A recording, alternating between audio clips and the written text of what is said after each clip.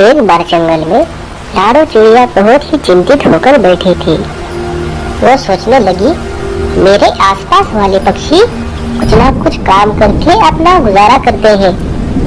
अगर मुझे मेरे बच्चों का अच्छे से ख्याल रखना है तो कोई काम करना होगा। लाडो चिड़िया सोच में पड़ गई कि वो आखिर कौन सा काम करे। क्यों ना मैं अपना फलों का व्यापार शुरू करूं?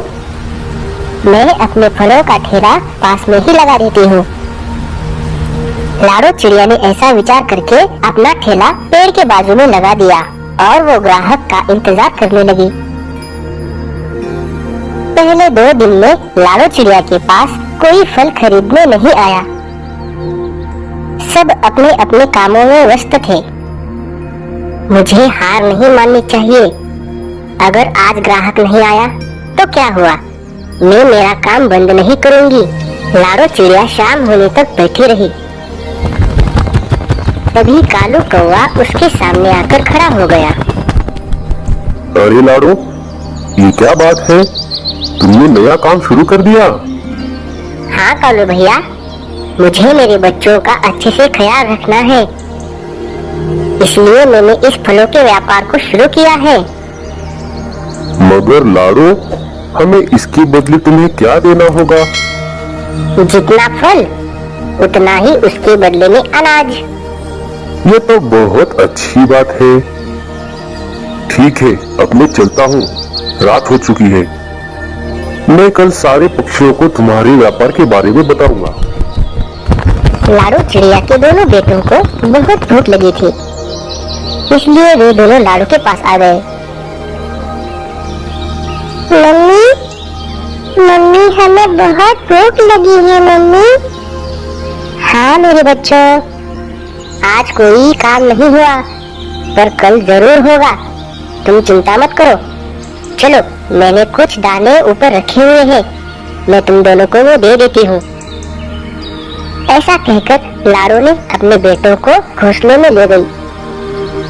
लाडो मन में ही सोचने लगी, मेरे पास तो बच्चों के खाने जितना ही अनाज है।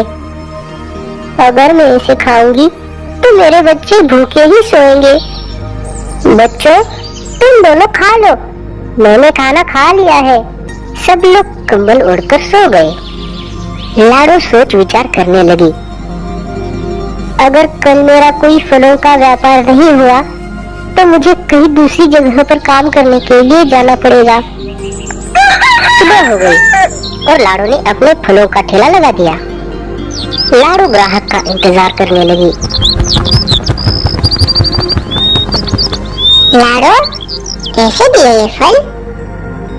अरे आओ चंपा, बहुत दिन हो गए तुम्हें यहाँ पर आए। हाँ, कालू कौवा बोल रहा था कि लाडो ने फलों का व्यापार शुरू किया है, तो इसलिए मैंने सोचा कि चलो जरा जाकर देखते हैं। हाँ हाँ, ये तो अच्छी बात है। बताओ, कौन से फल लेना चाहोगी? चंपा ने कुछ फल खरीद लिए और उसके बदले में थोड़ा अनाज लाडो को दे दिया। लाडो का फलों का व्यापार अब शुरू हो चुका था, इसलिए लाडो बहुत ही खुश थी। धीरे धीरे करके बहुत सारे ग्राहक लाडो के पास आने लगे। थोड़ी देर में ही लाडो के सब फल बिक गए और लाडो के पास बहुत सारा अनाज इकट्ठा हो गया। अरे वाह, मुझे पता नहीं था कि कालू कौवे को बोलने की वजह से इतने सारे ग्राहक मेरे पास आकर ये सारे फल खरीदेंगे। देखा लाडो, चल गया ना तुम्हारा व्यापार। हाँ कालू भैया, आपका बहुत बहुत शुक्रिया। ऊपर बैठे चील को ये बात हजम नहीं हुई। अच्छा, तो ये बात है। लाडो ने तो अपना व्यापार शुरू कर लिया, पर उसको मालूम नहीं कि इसमें मेरा कितना ज्यादा फायदा होने वाला है। अब देखो आगे आगे मैं क्या करता हूँ। ऐसे ही 2-3 दिन गुजर गए। लाडो का अच्छे से व्यापार हो रहा था। जब एक दिन लाडो ने अपना फलों का ठेला लगाया हुआ था, तभी उसने देखा कि सामने एक चील ने भी फलों का व्यापार शुरू कर दिया है और वो जोर जोर से चिल्लाकर बोल रहा था, आइए आइए, सारे पशु पक्षी आइए, मेरे यहाँ पर सारे फल एकदम से फ्री हैं, ये सारे लेकर जाइए, आइए आइए। लाडो उसे देखकर एकदम से हक्का बक्का हो गई। लाडो को समझ नहीं आ रहा था कि चील ऐसा आखिर क्यों कर रहा है। अरे चलो चलो, वो चील तो एकदम मुफ्त में खाना दे रही है।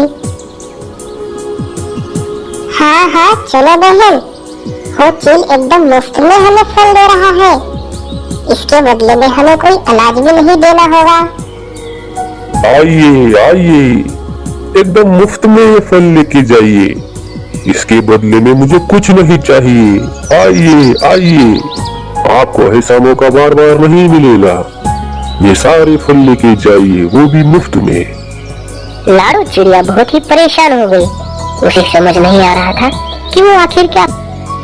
अरे लाडो, मुझे इस चील के नियत में कोई खोट लग रही है, जरूर दाल में कुछ काला है। हाँ कालू भैया, मुझे भी ऐसा लगता है कि दाल में कुछ तो काला है। ये चील कुछ ना कुछ तो गड़बड़ी जरूर करेगा। ठीक है, इसका पता मैं जरूर लगाऊंगा। जब चील के सारे फल खत्म हो गए तो वो उड़कर अपने घर वापस जाने लगा। कालू कौवा भी उसका पीछा करने लगा। अब देखो मेरा कमाल, कैसे मैं इन सबको अपने झांसे में फंसाकर खा जाऊंगा, और मुझे कोई ज्यादा परेशानी भी नहीं उठानी पड़ेगी। मैं मेरे परिवार को सूचित कर देता हूँ, वो सारे चलकर मेरी मदद करेंगे। ये तो पार्टी ही हो गई हमारी।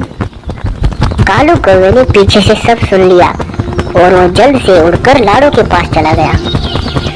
लाडो, वो चील सारे पंछियों को अपने जाल में फंसाना चाहता है। वो कल अपनी पूरी फौज लेके आने वाला है। जब वो सब पर धावा बोल देंगे तो किसी को कुछ समझ में नहीं आएगा कि आखिर वो जाए तो जाए कहाँ। अरे बाप रे, हमें सबको सूचित करना होगा, नहीं तो अनर्थ हो जाएगा। वो दोनों हर एक के पास जाकर आने वाले संकट के बारे में बता रहे थे, पर किसी को भी इन दोनों पर विश्वास नहीं हो रहा था। कालू भैया, अब हम क्या करें? इन सबको तो विश्वास नहीं हो रहा। अब ये तो आने वाला कल ही बताएगा। देखो देखो, ये लाडो अनाज के बदले में फल देती है और ये बेचारी चील हमें मुफ्त में फल दे रही है। और ये लाडो है कि इसके मन में बहुत जाल हो रहा है कि हमें मुफ्त में फल मिल रहे हैं, ये इसे देखा नहीं जा रहा। हाँ हाँ बहन, तुम ठीक ही बोल रही हो, आखिर इसका व्यापार ही बंद हो गया ना। अरे मेरी बहनों, ऐसी बात नहीं है, तुम देखना आगे बहुत बड़ी परेशानी होने वाली है। तभी कालू कौवे ने चील के ऊपर जाल फेंक दिया। चील एकदम से हड़बड़ा गया। अरे कौवे, ये तू क्या कर रहा है? बता चील के बच्चे, आखिर ये सब क्या चल रहा है? नहीं तो मैं तुम्हें हमेशा के लिए इस जाल में फंसा रहने दूंगा। सारे पंछी एकदम से चील की ओर देखने लगे। हाँ हाँ बताता हूँ, पर मुझे छोड़ दो। मैं तुम्हें छोड़ दूंगा, पर पहले तुम्हें सब बताना होगा। मैं सारे पंछियों को फंसाना चाहता था। मेरा पूरा परिवार आने वाला है तुम सबको मारने के लिए। चील की बात सुनकर सारे पक्षी चौंक गए और जोर जोर से चिल्लाने लगे। अब चिल्लाकर कोई फायदा नहीं, वो निकल चुके होंगे। कालू भैया, अब हमें क्या करना होगा? कुछ नहीं, अब हमें बस यहाँ से चलना होगा, नहीं तो वो कभी भी यहाँ पर आ सकते हैं। कालू कौवे ने चील को नहीं छुड़ाया और सब वहाँ से भाग गए। जैसे ही चील का परिवार वहाँ पर आ गया तो उन्होंने देखा कि एक भी पंछी वहाँ पर नहीं है। अरे ये क्या बात है? तुमने तो कहा था कि यहाँ पर बहुत सारे पंछी मिलेंगे, पर यहाँ तो कोई भी नहीं है। हाँ हाँ, पंछी तो थे, पर तुमने आने में जरा देरी कर दी। चील के परिवार ने चील को छुड़ाया और सब वापस अपने घर गए। लाडो, हमें माफ कर दो, तुमने जो कहा था वो सच था। अब हम तुम्हारी बातों को कभी झूठा नहीं मानेंगे। लाड़ो का व्यापार फिर से चल पड़ा और लाड़ो जोर जोर से बोलने लगी, फल ले लो फल, अच्छे अच्छे मीठे मीठे, फल ले लो फल।